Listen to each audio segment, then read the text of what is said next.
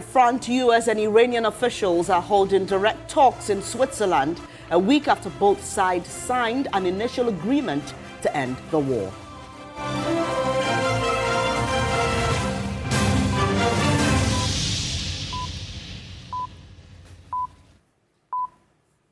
We are grateful for your company. Let's settle for the details now. Let's start from here. Police have arrested 6 suspects for the alleged role in a shooting incident at Kristo Asafo Church, which has left former Domkabinya MP Kristo Asafo with a gunshot injury. The incident is believed to be connected to who succeeds Ghanaian inventor and church leader Apostle Kristo Asafo, who died in September last year.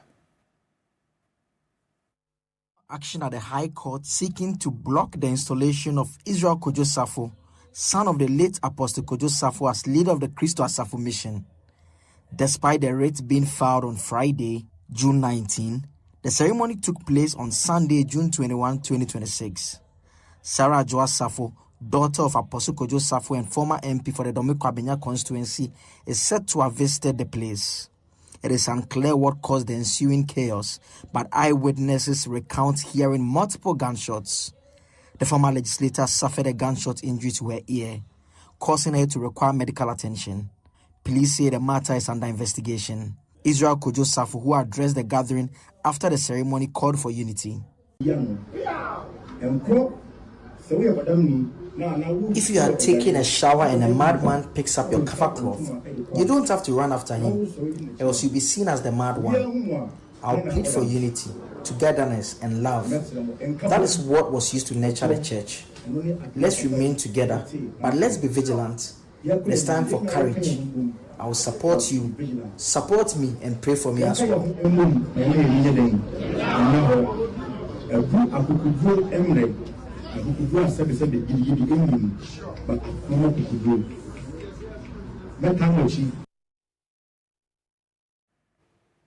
Well, the Ghana Police Service have been responding to the latest happenings concerning the family of Apostle Kristo Asafo Kantaka. And on your screen right now, you'd see the statement that the police service has released. It contains some of these things that, as we know, 6 people have been arrested and they are private security guards situated at the residence of Akofina around the Kwabenya area. Now, some weapons were recovered from the private security guards. Some weapons were recovered: 5 pump action guns, 1 pistol, 1 mm ammunition, 9 mm ammunition, as well as some communication equipment, believed to be equipment that the private security used to communicate and operate to protect the property there.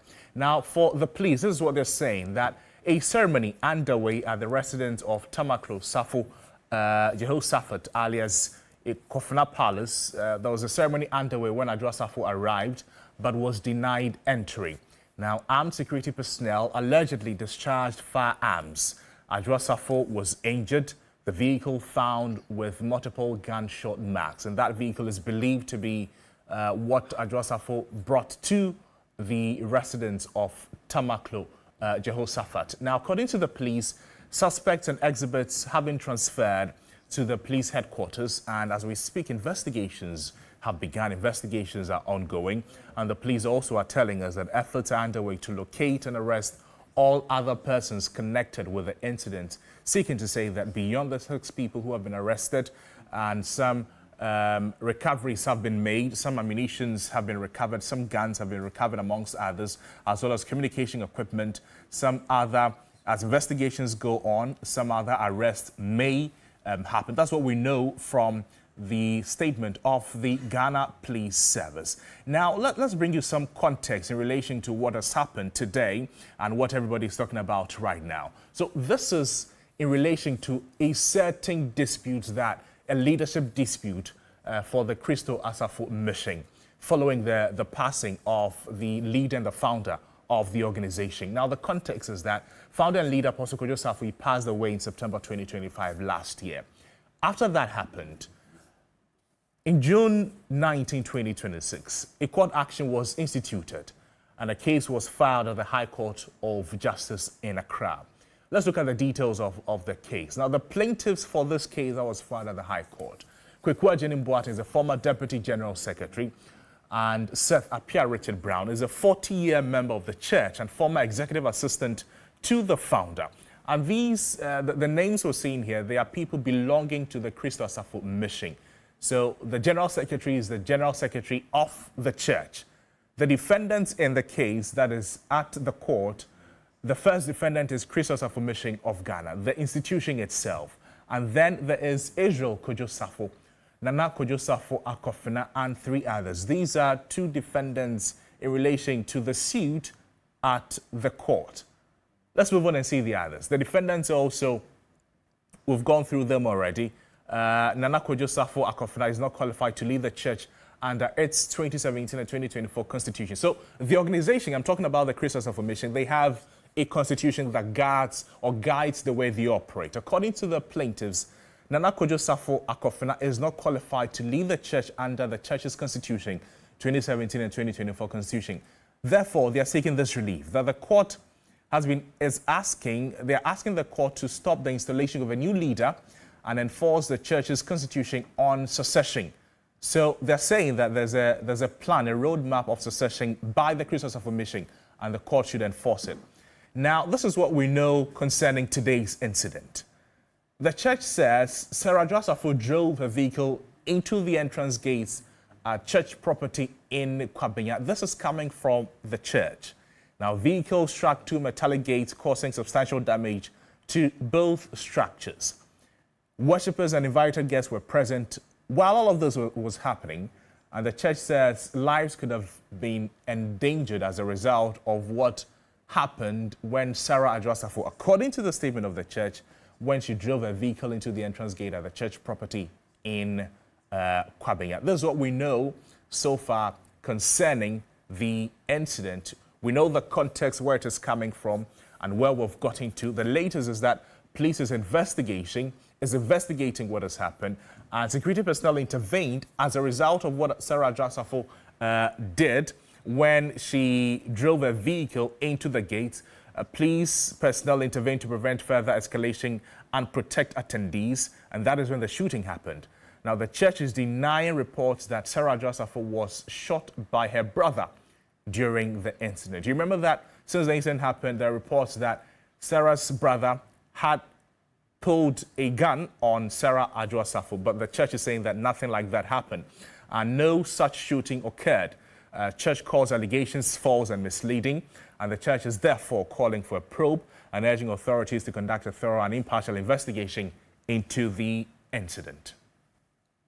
Right, so now we've heard from the police, we've heard from the church, and also we've given you the context of what's been happening in the court. Safo Kantanka is lawyer for the Kristo Asafo Church. He joins us for a conversation on this developing story. Grateful for your time this evening. As legal representative of the church, do you consider the event that occurred today to replace the late Apostle Kojo Safo legitimate?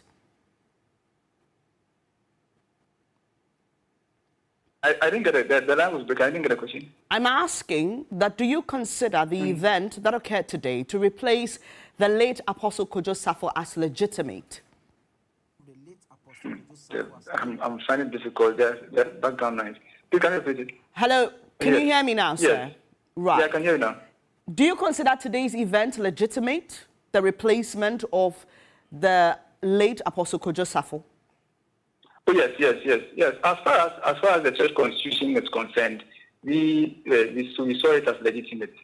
Right, but there's a matter in court that's yet to be concluded. What's the big deal? Couldn't you have waited for that matter to be concluded before this event took place? Yes, we have. Yes, it's true. We have cited such court documents circulating, but then as we speak, we haven't been served. As your reportage indicated, the purported document was filed on 19th at exactly 11 a.m. And as we speak, I've contacted most of those people who I saw were on the court process, but none of them indicated that he or she has been served. So we haven't been served with any court process. None of the defendants, you mean, have been served? None of them has been served, yes. But it has come to your attention, though, that there is such a matter in court. Yes, such a matter in court is circulating online. But as a lawyer for the church, usually when we get such processes, they will just bring it to me. And I can't just, somebody who hasn't been served, I can't just take a document and then just act on it. Well noted, so that's a challenge. But beyond the legal matter, this is a family matter and a matter that concerns a mission that a lot of people belong to. Couldn't there have been a resolution even outside court? Because clearly there were grievances that there are grievances that need to be addressed. Did the church and the parties involved attempt a resolution prior to this court case we see circulating, as you put it? Yes, if you should have a critical look at our constitution indicates that when you have a dispute, there are bodies in the church who see to the resolution of those disputes. And there are, I think, two major bodies in the church. We have a National Dispute Resolution Board, which is currently currently constituted. So when there's any dispute, any aggrieved member can take up the dispute resolution aspect and then maybe appear before the dispute resolution board. The dispute resolution board, I contacted them. Nobody has ever appeared before them in respect of any issue the person has or something. So right. They haven't also been approached. Right. In your statement, you did mention that there was no shooting incident at all, but the police statement does corroborate the narrative we have heard that there was indeed some shooting. How do you reconcile that? Yes, let me put this on record. Actually, I wasn't at the event, at the ceremony. So after I heard there was some skirmishes or incident, I rushed there. I spoke to people who were on grounds. I also visited the grounds, the location of the incident and all that. So when I went, I also picked up some information. So based on that is what I am relaying to the public. What I was told was that yes, Honorable Asafo, after the program, after the introduction and all, they had a very big bang at the southern gate. So when they had it once, twice, so some of the security guys approached the southern gate and they got to know that it was a car which was banging at the metallic gate. So they were very much surprised. And according to the report I got on ground was that Honorable Asafo pulled a gun and then gave a shot from outside the wall. So she again drove to the other side. When she couldn't penetrate through the gate, she drove on the other side of the gate and then repeated the same thing. She banged the metallic gates once, twice, and now it was getting scarier. So the private security guards also saw that yes, since she was armed, and let me take a clear picture. The incident with the ceremony was taking place at the northern gate, where she went after the southern gate, and there were tents over there. People were seated under. So, had it not been the strength of the metallic gate, if she had run over or through the gate, there would be casualties because people were seated there. But because of the strength of metallic gates, yes, she couldn't penetrate through. So the private security also saw that yes, since she was armed, they should also maybe prevent her from further escalating with that conduct. So they also put the gun and gave warning shots. And that's what I was told on ground. They gave warning shots. So the communique is differentiating between the warning shot and the actual shooting, which is circulating. Which is a source from the circulation, the information out there that she was shot. Yes, that one I can confirm that those who were there and the security guards, none of them gave that shot to her. They were giving, all they were doing were warning shots. Right. Until she drove off. She drove off herself. So that's your account, but the police has given us another account. Let me just ask you, these 6 persons who've been picked up by the police, do you know them as people who offer private security to the mission and the church? Which people? The police says it has picked up 6 persons in relation to this. You know them? They are members of our church, and they are also the private security of the founder when he was alive.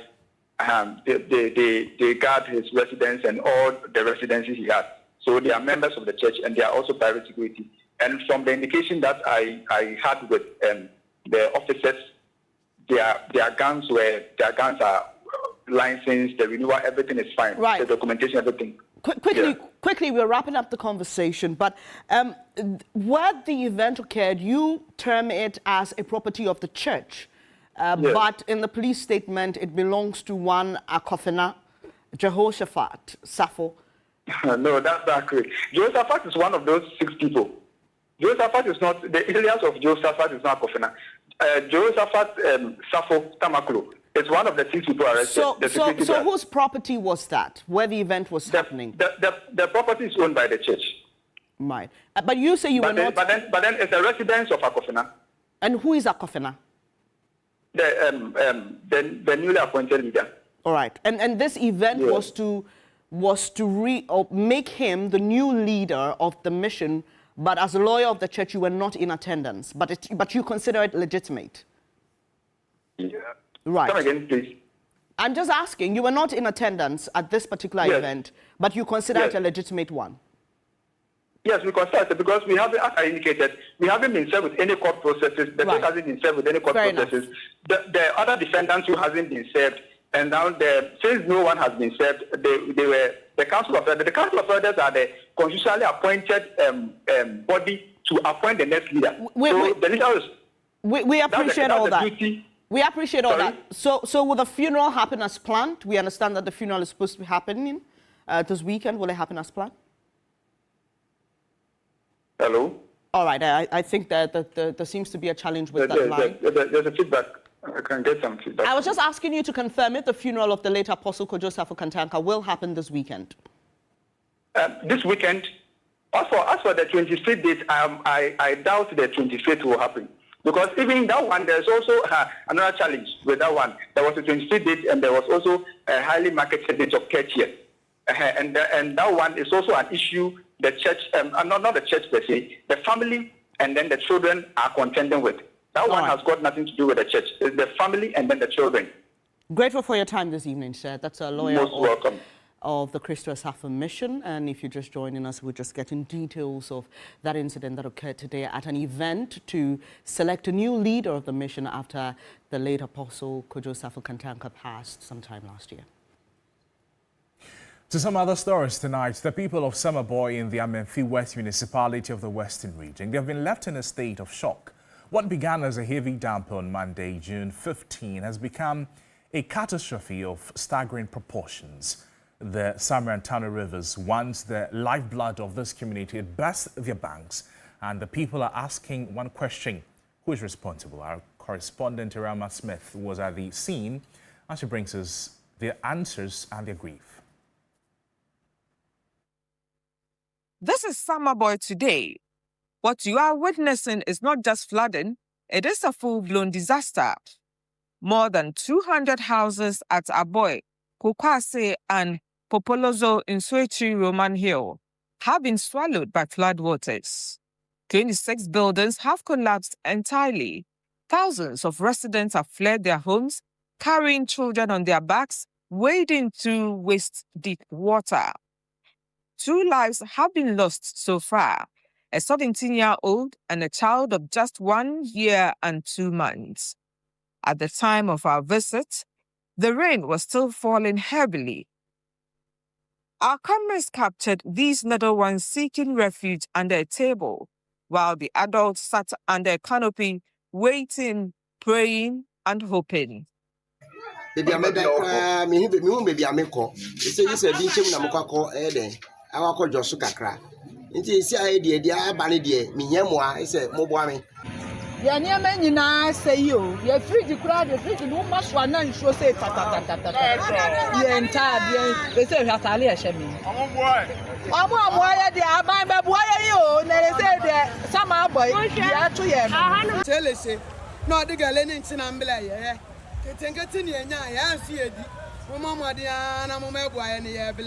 How did this happen? The residents of Samreboi have a clear answer, and it is written in the scars of their land. First, and by far the largest contributor, is illegal mining, galamsey. For years, excavators have clawed at the riverbanks, stripping the land of its protection. The Sama and Tano rivers have been silted, their channels narrowed, their capacity to hold water destroyed. Secondly, buildings constructed directly in waterways, unauthorized structures blocking the natural flow of water. When the rains came, the water had nowhere to go but into their homes. And thirdly, the dumping of refuse and plastic materials, clogged drains, blocked gutters, a community drowning in its own waste. The galamsey activities on the River Tano must be curtailed. And if it has to be done, of course, government will always take the lead, but the people themselves must also be part of the solution. It's become a norm that when things happen in communities, people look on unconcerned. They don't talk, they don't speak about it, they don't speak against it. Many of you here, growing up, you saw how the Tano used to be, the way the Tano was. We used to go into it fishing, we used to travel on it. I mean, all the benefit that we used to get. Today, this same river has been diverted at some point. And so you go there, portions of it are silted. You cannot even put a canoe on it. And so when it rains, this is what will happen. Schools and churches have been converted into shelters. Families huddle together on cold floors without bedding, without food, without clothing. Children, the elderly, nursing mothers, the most vulnerable among them, now rely on the generosity of neighbors and what little relief has arrived. We've never witnessed such incidents before. This is our first time. So we are pleading to the government to come to our aid. It's not easy. It's not easy at all. According to the Western Regional NADMO Director, Daniel Darlington Atito, so far, some 1,252 individuals have been affected, with 26 houses collapsed. What we have seen here is very terrible. But in terms of statistics, as in how many buildings has been affected in the community, is 26. And then when you come to the life of the people who are also been affected, is 1,252. Western Regional Minister Joseph Nelson, who was accompanied by the Western Central Regional Police Commander, the Western Regional NADMO Director, and the Amenfi West Municipal Security Council, outlined long-term measures to help curb the situation going forward. We are also looking at an alternative elsewhere where some facilities can be added to it, i.e. toilet facility and some other things, so that their lives could be, better than they have here. Because we have to also bear in mind that if we don't provide such facilities, there's the danger that there will be an outbreak of, cholera because of, the rains. As the waters slowly recede, one question remains. Will this tragedy finally force Ghana to confront the monster that is galamsey, or will we wait for the next flood? Iroma Smith, TV3 News, Samreboi, Western Region. The rainy season, often welcomed for replenishing water sources and supporting agriculture, is also exposing a growing public health concern across Ghana. The season is beginning to take a toll on public health, with health facilities across the country recording an increase in illnesses linked to contaminated water, poor sanitation and flooding. Here's a report by Sarah Apenkro. Health officials had earlier warned that heavy rains could lead to a rise in waterborne and vector-borne diseases, including diarrhea, cholera, typhoid, and malaria. While no major outbreaks have been confirmed yet, clinicians say the pattern of cases being reported is a cause for concern. A visit to the Shayo Sudoko District Hospital in Dodowa revealed a busy outpatient department, with healthcare workers reporting a growing number of patients presenting with symptoms associated with the raining season. So they come with diarrhea, some come with vomiting in addition to the diarrhea. They may have abdominal cramps, and then they have other symptoms as well. So we are seeing them at the OPD, and some come in bad states, so they have to be seen at the emergency, where they have passed several stools, they are vomiting, they are very weak, they are dehydrated. And it cuts across all age groups. So if feces get into water bodies, as can happen when you have flooding of this sort that is going into wells and all kinds of water bodies, and these are the same sources of water for some of our folks, then you have the organisms being transmitted when you take in these water. According to health professionals, flooding often contaminates water sources and disrupts sanitation systems, creating conditions for the spread of disease. These diarrheal illnesses are usually preventable. So you need to get good sources of water, safe water sources. So as it stands now, because of the flooding, there may be a lot of boreholes that are contaminated. So it's also important as a people to have ways to dispose of our waste regularly and not to throw them, into gutters. So we need, as a people, to be conscious of how we dispose of our waste. And we'd also urge authorities to help us in this regard, to enforce strict sanitation laws. The challenge is not limited to health facilities. In many communities, poor sanitation practices continue to heighten the risk of disease transmission during the raining season. Residents of Busu and Noho in the Greater Accra region facing persistent sanitation challenges say they are aware of the health risks associated with poor waste disposal and stagnant water. However, they say they are constrained by inadequate infrastructure and limited waste management services. All the time I will complain, especially Ekoji will get a say any of BNNK. Gonna connect waste ke will get a say me P. Ni Kenyum one then Chagbili will get a sami. This is not the first time you on a Sunday. We complain all the time, especially about the gutters. People have connected fecal matter waste into them. The refuse waste are also dumped by the roadside by the refuse collectors. Be a flood or she be a flood in a serious BNA. She will know schedule BNA flood in electric checker from Yalonoko. In this community, fine, previously we were not having flood issues here, but at a point in time, we started getting these flood issues. This is our era. I can tell you people to let AMA do have to allow people to come around and check the area very well. Because if we talk, it will not hold. They'll even insult you. Health officials are therefore urging the public to drink safe water, maintain proper hygiene, clear choked drains, and seek early medical attention when symptoms occur. The raining season is not only a test for emergency preparedness, but also a reminder that access to clean water and proper sanitation is the only defense against preventable diseases. Sarah Apenkro, TV3 News, Accra.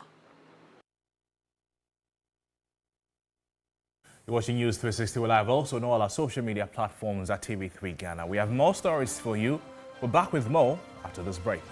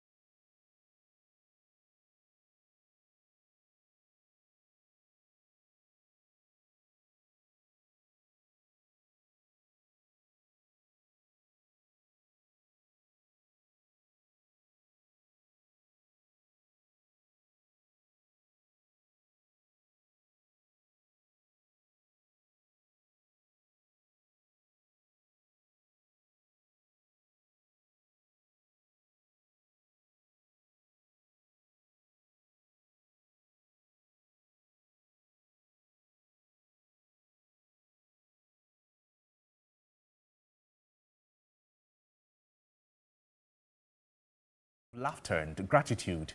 It unfolded this weekend as families gathered to honor the kings of their households.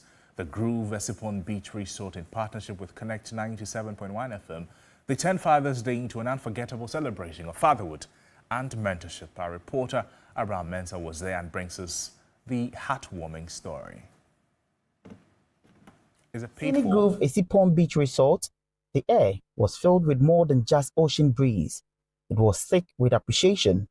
Dads, grandfathers, and father figures were treated like royalty as families poured in to spoil them with sumptuous meals and refreshing drinks, all against the backdrop of live music and coastal views. But beyond the food and fun, the day was about memories.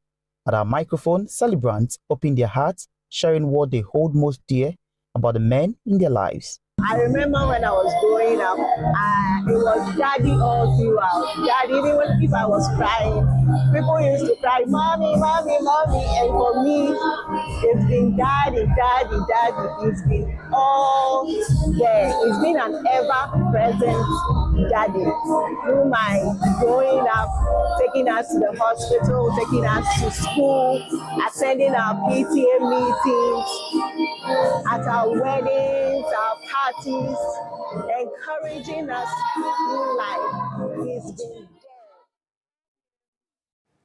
Well, head pastor of the International Central Gospel Church Restoration Temple in Osu, Reverend Ashford Terrier Smith, says fatherhood is a call to responsibility.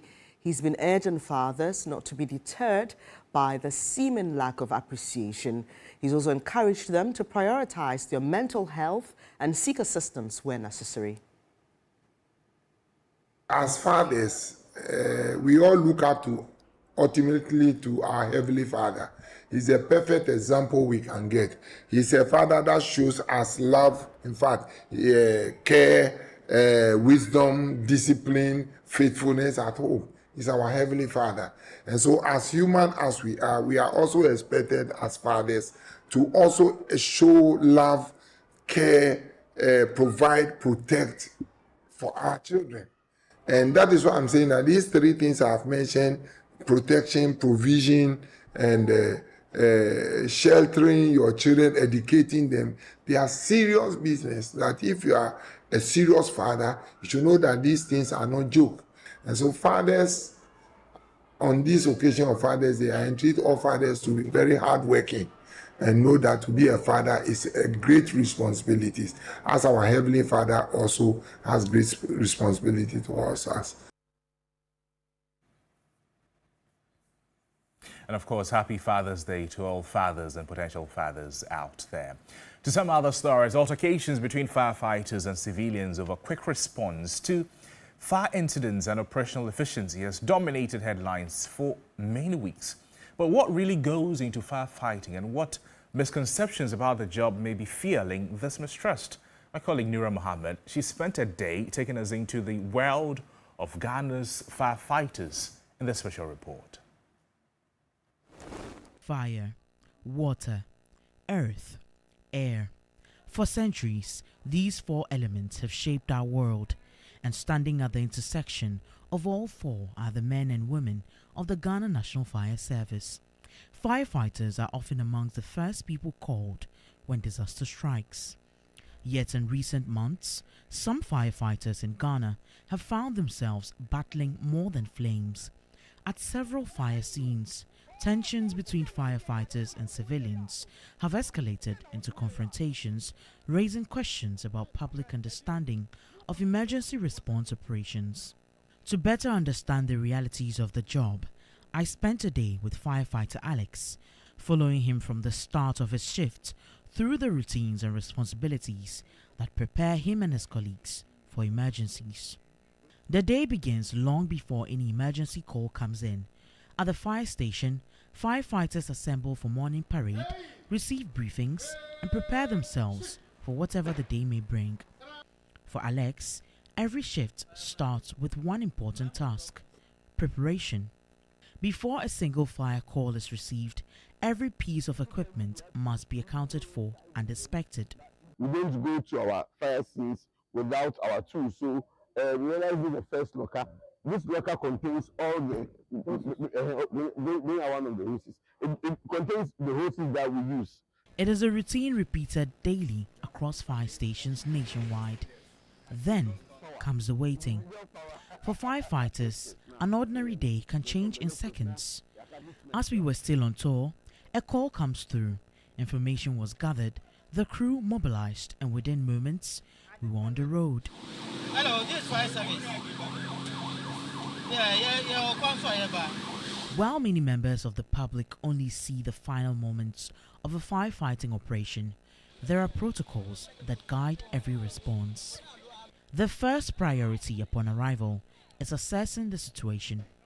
Firefighters determine the source of the fire, identify potential risks, establish safety zones, and evaluate whether anyone remains trapped. Only then does the firefighting operation begin. So when we get to the scene, we do an assessment. So per the assessments that we do, we look at the strengths, the weaknesses and the challenges that we'll be confronting at the fire scene. Firstly, we would ask if there's someone trapped in there. If there's someone trapped in there, our priority is to make sure that we're able to bring the person out safely. If there's no one trapped in there, the next thing is be able to know what is on fire or how the fire started. We don't just get to a fire scene and start pouring water on the fire. Mind you, water cannot quench every fire. There are some fires that would require the foam concentrate. There are some fires that would require ECG coming to the area to cut power supply to the area before we're able to start tackling the fire. Just as firefighters follow protocols, civilians also have responsibilities during emergencies. During the fire emergency, the affected person wants you, the emergency responder, to be able to help him or her within the shortest possible of time. And therefore, they are not ready to listen to you, especially when you are waiting, when you say you are waiting for ECG to isolate power. We also want the general public to also support us, one, by adhering to the various safety messages that we give, and then also make it a priority to safeguard your own life. Safety is a personal thing. At the scene, some eyewitnesses interacted with Alex and his team, thanking them for their swift response, but also making some complaints.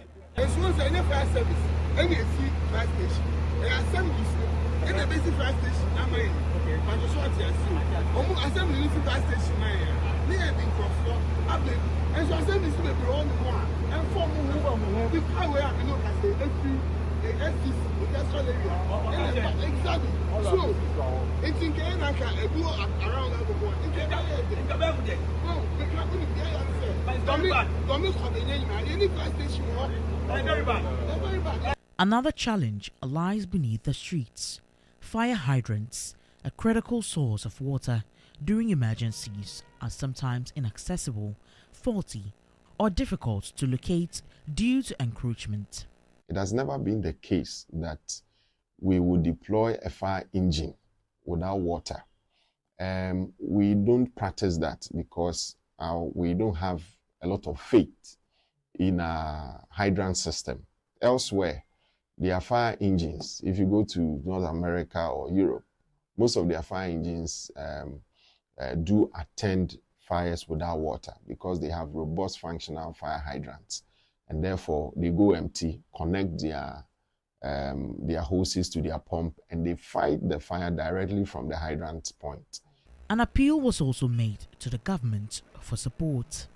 It's very unfortunate that I'm sure even in your capacity, you've not heard, it's been a while you heard donations being made to the Ghana National Fire Service. It's very sad.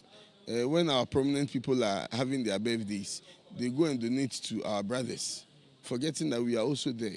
If we even get one of those pickups, we can be able to convert these pickups into road traffic coalition or rapid intervention vehicle so that whenever there's a distress, we'll be able to get there on time. So please, our rich men, when you are donating to our sister services, remember us. I would also want to appeal to the corporate Ghana, individuals, and then philanthropists, in as much as we are a state institution, which has to be fully funded by the state. I mean, as we wait on government to retool us, to provide us with the state-of-the-art equipment, what can we do as corporate Ghana, as individual, as entities that has the Ghana National Fire Service at heart. Despite these limitations, firefighters continue to answer every call. For Alex and his colleagues, the work goes beyond extinguishing flames.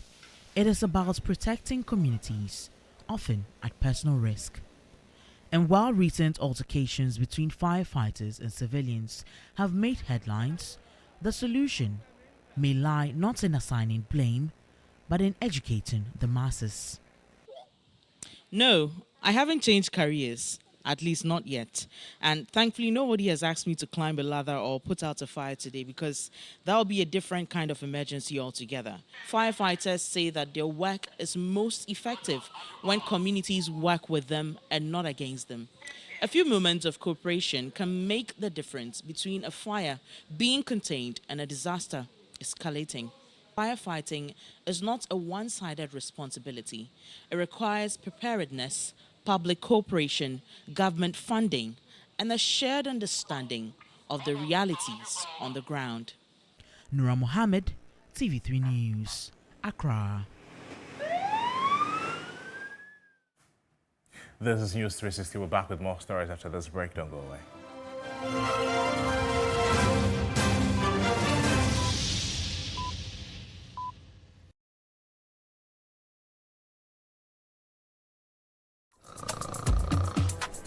You dey sleep?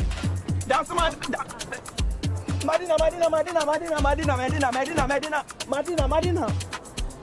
Sentuntum say wunna ma deju me ma wonsa.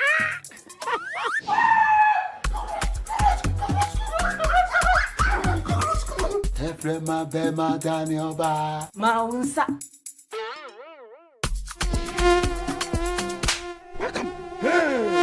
Sentuntum amwa sumuda ma wonsa. That shall not slap. Having black mosquito.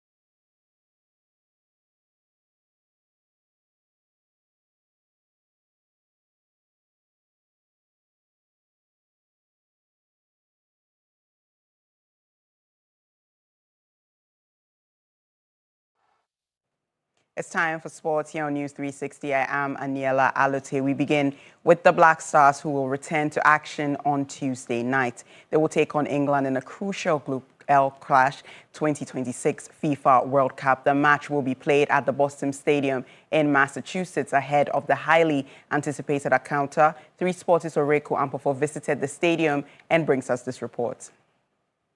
is the Boston Stadium, popularly referred to as the Gillette Stadium by locals here. Now, this is the venue that would host the second 2026 World Cup group game for Ghana as they face England here on Tuesday, June 23. Now, it's going to be a really, really big game. But in terms of this venue, this is a bit of context and history attached to it.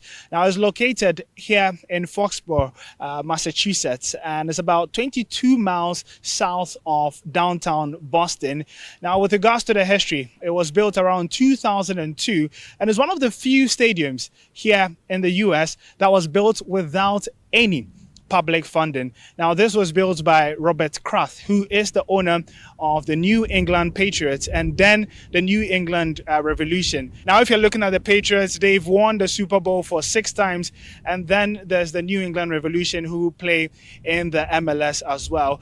This is a 65,000 capacity stadium that the two teams have been playing at. Now, when it comes to the unique features of this stadium, you can't miss its significant feature, which is a 218-foot lighthouse, which is built over the North Stand. Now, this takes a similar inspiration from the lighthouse at the New England Revolution. For this World Cup, it will be referred to as the Boston Stadium, not the Gillette Stadium, in line with FIFA commercial rights. By the end of the tournament, this stadium would have hosted 7 games. So far, it's done 3. We saw Haiti face Scotland here, with Scotland winning that match by 1-0. And then Erling Haaland led Norway as they thumped Iraq here at the stadium. And just on Friday evening, Morocco got their first win of the 2026 FIFA World Cup right here when they beat Scotland. Up next, we're going to see the Black Stars in action, who themselves already have 3 points after beating Panama all the way in Toronto. Ore Kwampofo reporting from the Boston Stadium for 3 Sports. Thank you, Oreku. Staying on the 2026 FIFA World Cup, Spain shook off their slow start to the tournament by thrashing Saudi Arabia 4-0 in Group H earlier this evening. Let's take a look at the highlights. Straightforward. That's how we wrap up sports here on News 360. I am Aniela Alute.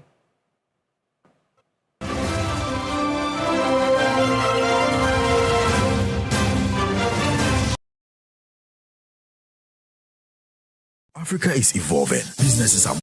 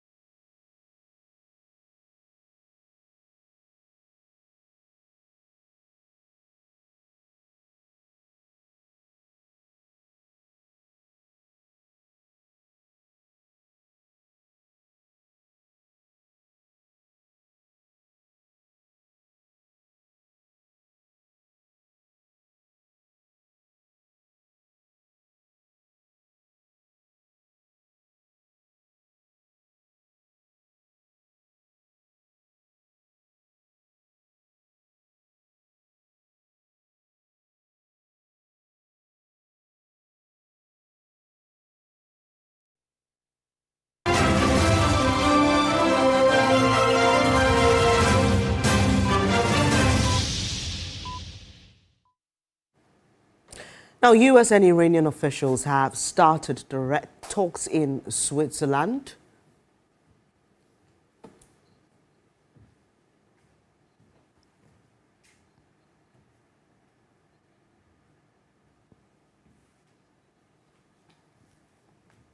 Now, they began direct talks in Switzerland after signing an initial agreement to end the war last week. The deal includes a commitment to reach a final agreement within 60 days, as well as end to fighting on all fronts, including in Lebanon and the reopening of the Strait of Hormuz. But more clashes between Israel and Iran-backed Hezbollah in Lebanon prompted Iran to announce it had shut the shipping route on Saturday, though tracking data shows vessels have continued to pass through it.